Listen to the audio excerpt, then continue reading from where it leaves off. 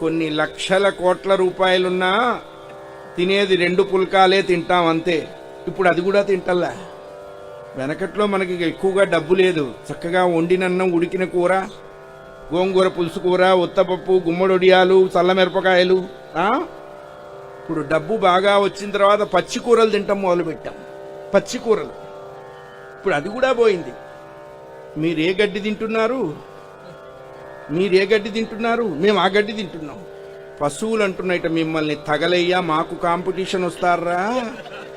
చివరికి మేం తినే గడ్డి కూడా మమ్మల్ని తిననీరా? ఎక్కడొచ్చిందండి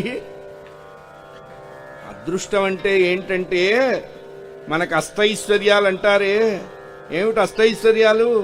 హెచ్ఎస్బిసిలో 2 కోట్లు, హెచ్డిఎఫ్సిలో 3 కోట్లు కాదు. తలుపు తీయగానే నవ్వుతూ ఎదురొచ్చే భార్య ఉండటం అష్టైశ్వర్యం.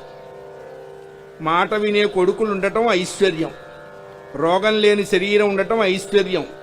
అప్పు లేని జీవితం ఐశ్వర్యం. క్షేమాన్ని ఆశించే మిత్రులు ఉండటం ఐశ్వర్యం. ఎవడొచ్చినా ఇంత అన్నం పెట్టడం ఐశ్వర్యం. వెళ్ళిపోయేటప్పుడు ఆనందంగా వెళ్ళిపోవడం ఐశ్వర్యం. ఇవే అష్టైశ్వర్యాలు. ఇవే. ఇది లేకుండా కోట్లు లక్షలు ఉంటే ఎందుకంటే తగలేసుకుంటాడా? Download ShareChat.